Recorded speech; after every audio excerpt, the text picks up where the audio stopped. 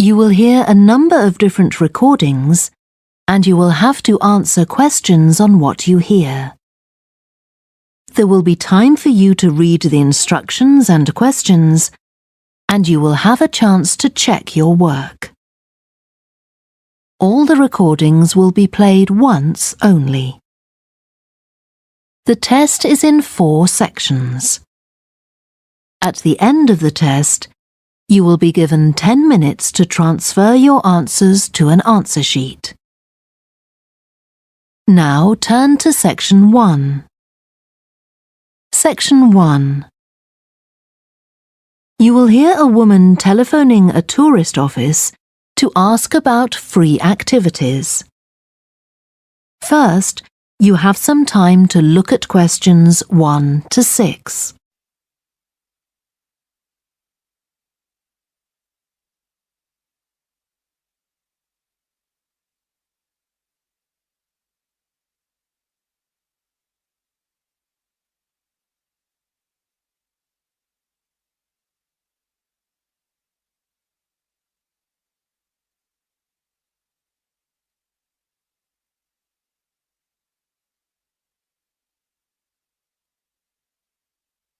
You will see that there is an example that has been done for you. On this occasion only, the conversation relating to this will be played first.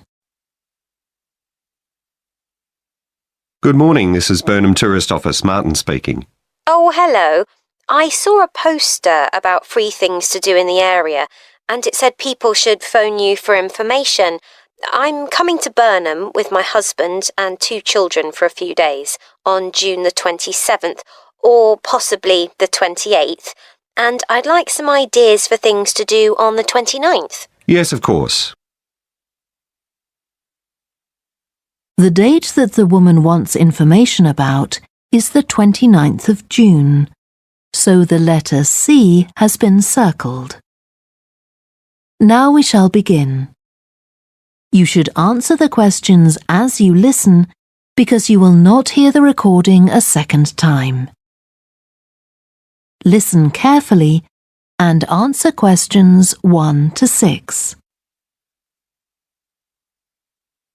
Good morning, this is Burnham Tourist Office, Martin speaking. Oh, hello. I saw a poster about free things to do in the area, and it said people should phone you for information. I'm coming to Burnham with my husband and 2 children for a few days on June the 27th, or possibly the 28th, and I'd like some ideas for things to do on the 29th. Yes, of course. OK. Then let's start with a couple of events especially for children. The art gallery is holding an event called Family Welcome that day, when there are activities and trails to use throughout the gallery. That sounds interesting. What time does it start? The gallery opens at 10 and the Family Welcome event runs from 10:30 until 2 o'clock. The gallery stays open until 5, and several times during the day they're going to show a short film that the gallery has produced.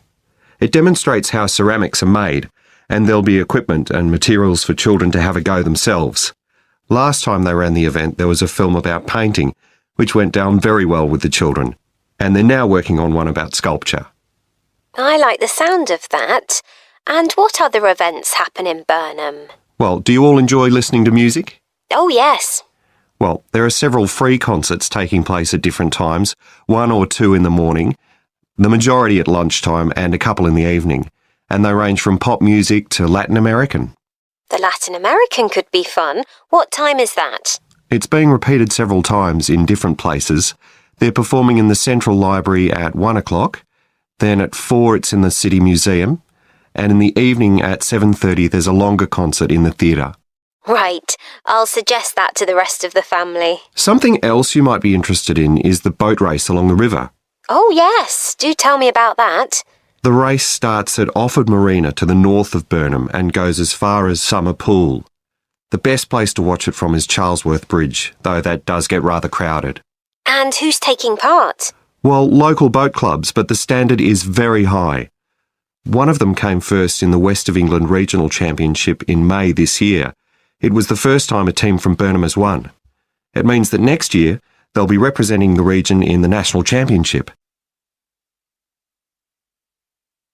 Before you hear the rest of the conversation, you have some time to look at questions 7 to 10.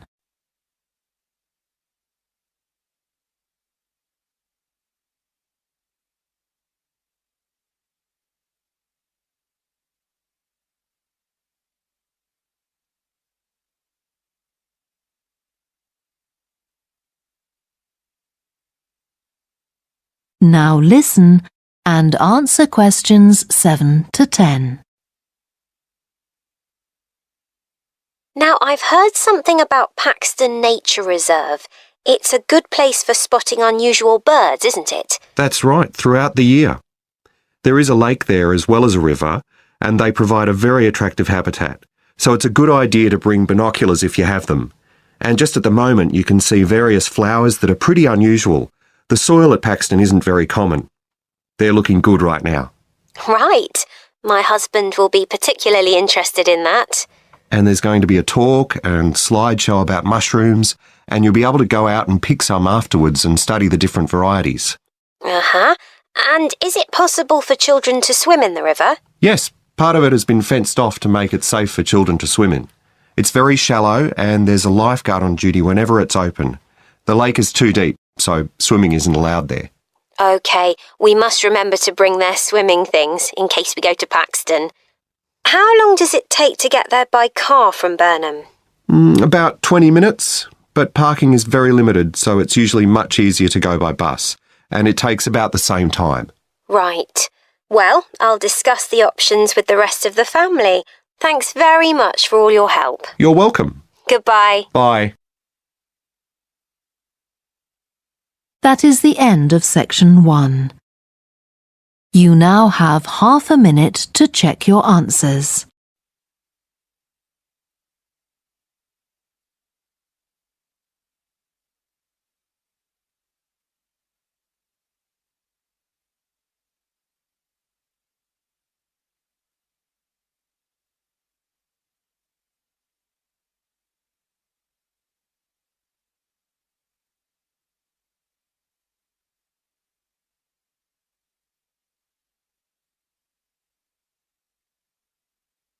Now turn to section 2. Section 2. You will hear a talk given by a woman called Shona Ferguson about changes in a town called Barford. First, you have some time to look at questions 11 to 15.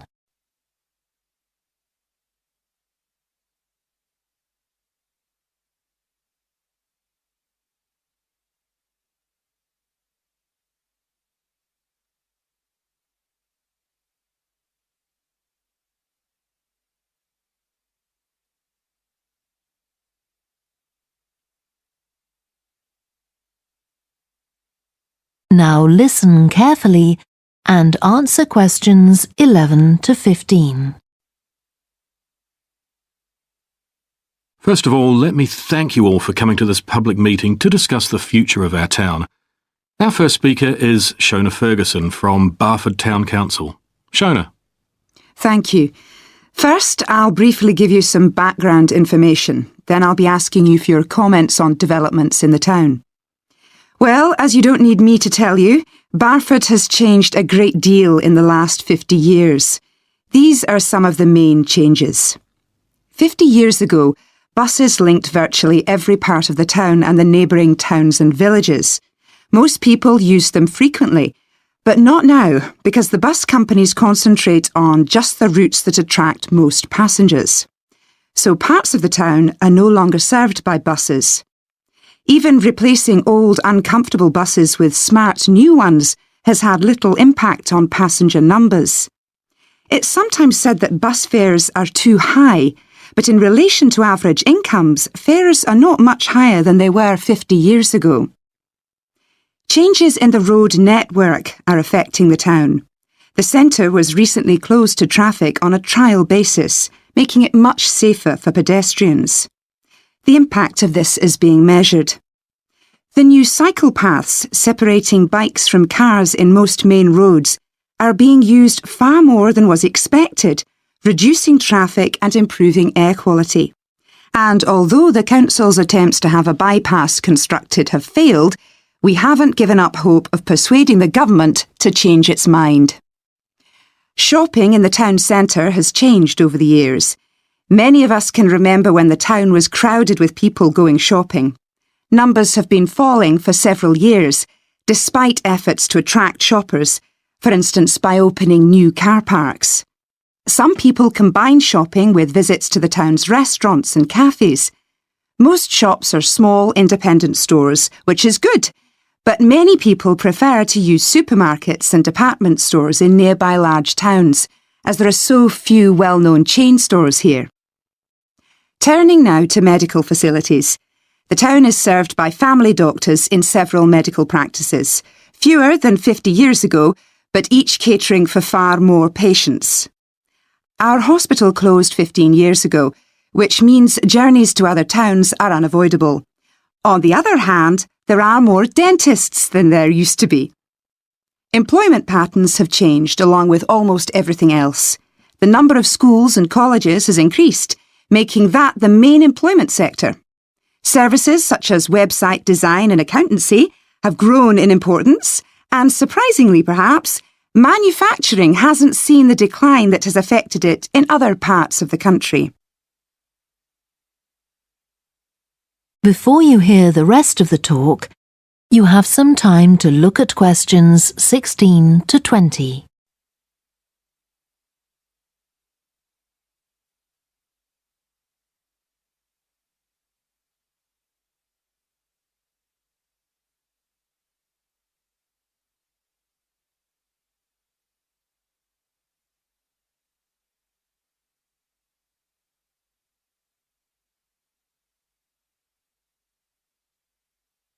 Now listen and answer questions 16 to 20. Now I'll very quickly outline current plans for some of the town's facilities, before asking for your comments. As you'll know if you regularly use the car park at the railway station, it's usually full. The railway company applied for permission to replace it with a multi-storey car park, but that was refused. Instead, the company has bought some adjoining land, and this will be used to increase the number of parking spaces. The Grand, the old cinema in the High Street, will close at the end of the year and reopen on a different site. You've probably seen the building under construction.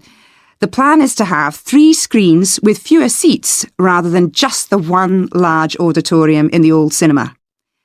I expect many of you shop in the indoor market. It's become more and more shabby looking, and because of fears about safety, it was threatened with demolition. The good news is that it will close for 6 weeks to be made safe and redecorated, and the improved building will open in July. Lots of people use the library, including school and college students who go there to study. The council has managed to secure funding to keep the library open later into the evening, twice a week. We would like to enlarge the building in the not-too-distant future, but this is by no means definite. There's no limit on access to the nature reserve on the edge of town, and this will continue to be the case. What will change, though, is that the council will no longer be in charge of the area. Instead, it will become the responsibility of a national body that administers most nature reserves in the country.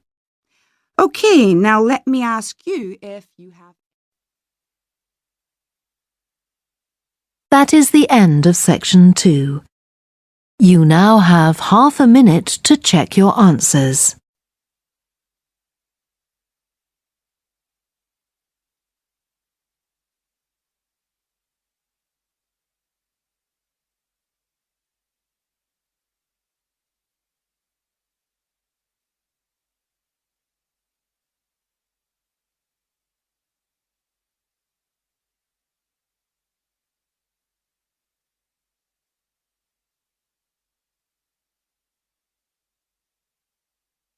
Now turn to section 3.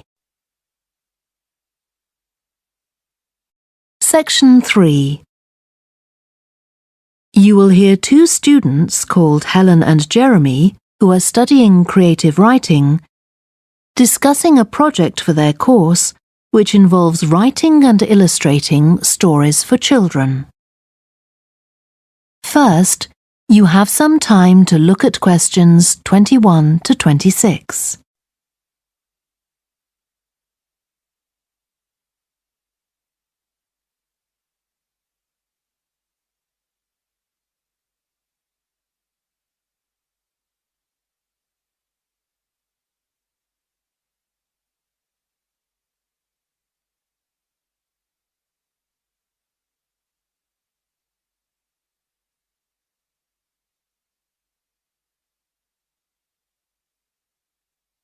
Now listen carefully and answer questions 21 to 26. Hello, Helen. Sorry I'm late. Hi, Jeremy, no problem. Well, we'd better work out where we are on our project, I suppose. Yeah, I've looked at the drawings you've done for my story, The Forest, and I think they're brilliant. They really create the atmosphere I had in mind when I was writing it. Oh, I'm glad you like them. There are just a few suggestions I'd like to make. Go ahead. Now, I'm not sure about the drawing of the cave. It's got trees all around it, which is great, but the drawing's a bit too static, isn't it? I think it needs some action. Yes, there's nothing happening. Perhaps I should add the boy, Malcolm, isn't it? He would be walking up to it. Yes, let's have Malcolm in the drawing. And what about putting in a tiger? The one that he makes friends with a bit later. Maybe it could be sitting under a tree, washing itself. And the tiger stops in the middle of what it's doing when it sees Malcolm walking past. That's a good idea. OK, I'll have a go at that. Then there's the drawing of the crowd of men and women dancing.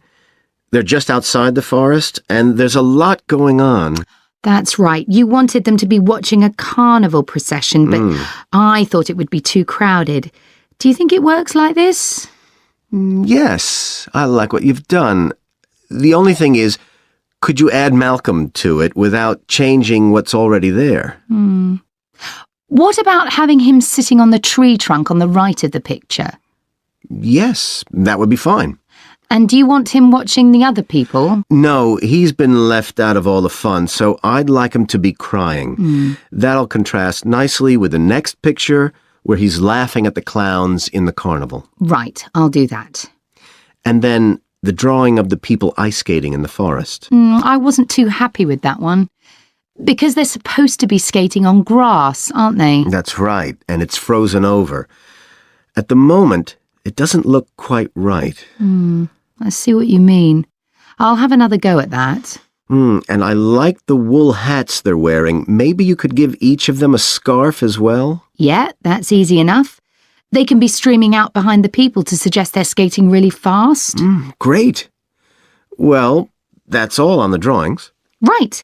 So you've finished writing your story and I just need to finish illustrating it, and my story and your drawings are done. Before you hear the rest of the discussion, you have some time to look at questions 27 to 30.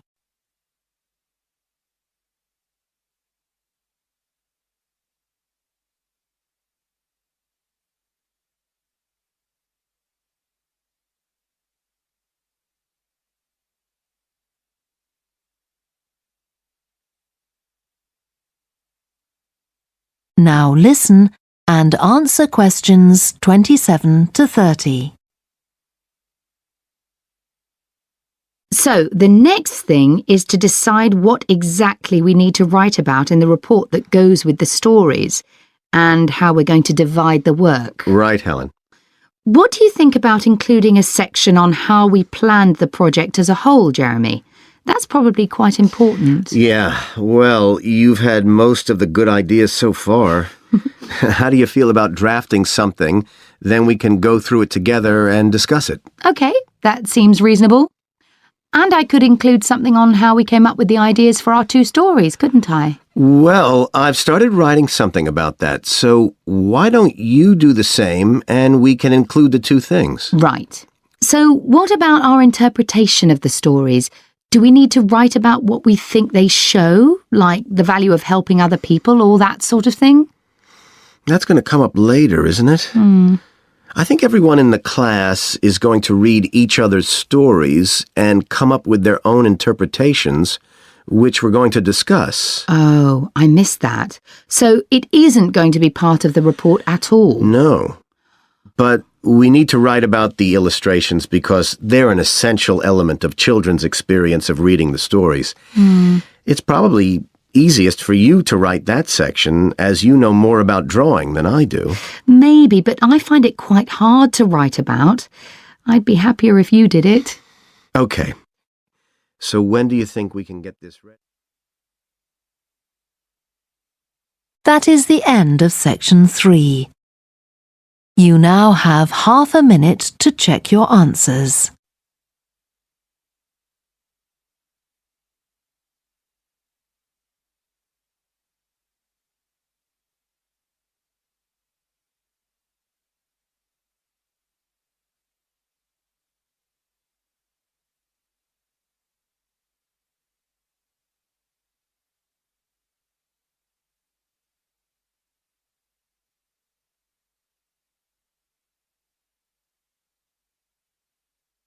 Now turn to section 4.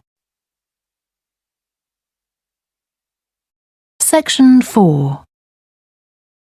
You will hear part of a lecture to business students about the use of one particular type of research known as ethnography. First, you have some time to look at questions 31 to 40.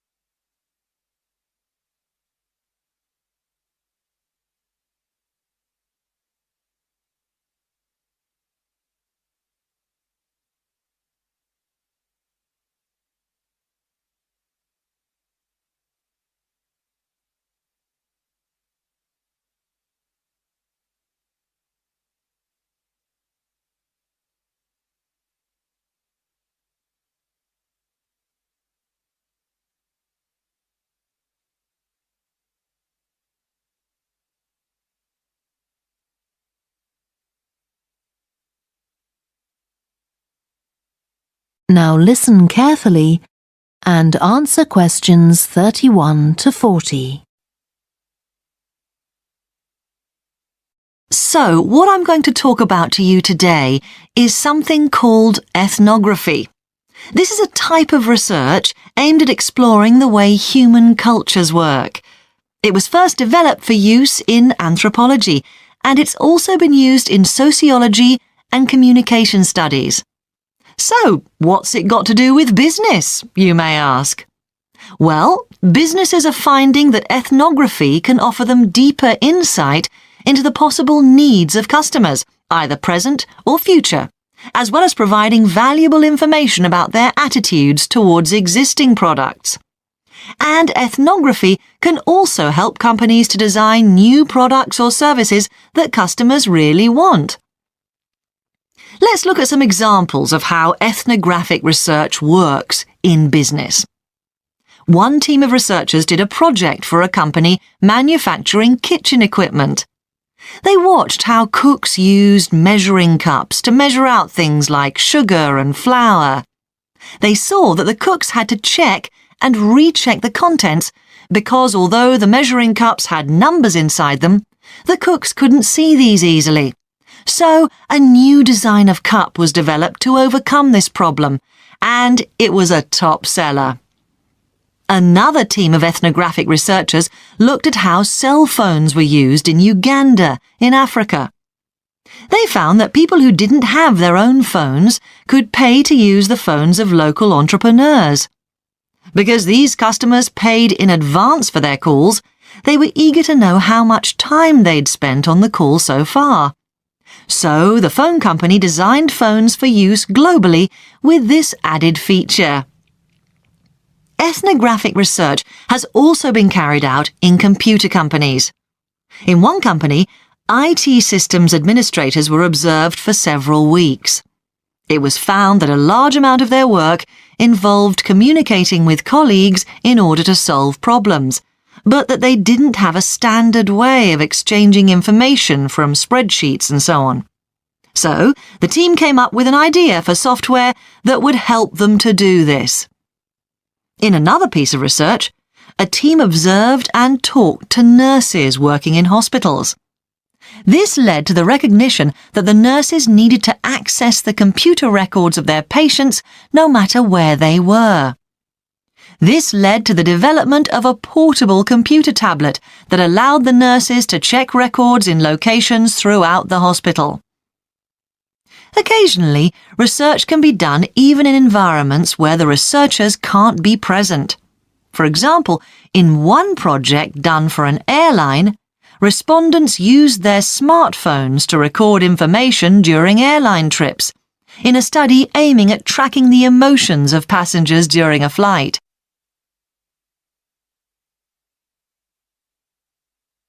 So, what makes studies like these different from ordinary research? Let's look at some of the general principles behind ethnographic research in business. First of all, the researcher has to be completely open-minded. He or she hasn't thought up a hypothesis to be tested, as is the case in other types of research. Instead, they wait for the participants in the research to inform them. As far as choosing the participants themselves is concerned, that's not really all that different from ordinary research. The criteria according to which the participants are chosen may be something as simple as the age bracket they fall into, or the researchers may select them according to their income, or they might try to find a set of people who all use a particular product, for example. But it's absolutely crucial to recruit the right people as participants. As well as the criteria I've mentioned, they have to be comfortable talking about themselves and being watched as they go about their activities. Actually, most researchers say that people open up pretty easily, maybe because they're often in their own home or workplace.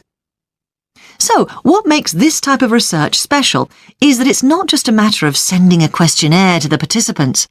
Instead, the research is usually based on first-hand observation of what they are doing at the time.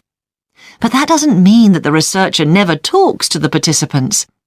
However, unlike in traditional research, in this case, it's the participant rather than the researchers who decides what direction the interview will follow. This means that there's less likelihood of the researcher imposing his or her own ideas on the participant. But after they've said goodbye to their participants and got back to their office, the researcher's work isn't finished.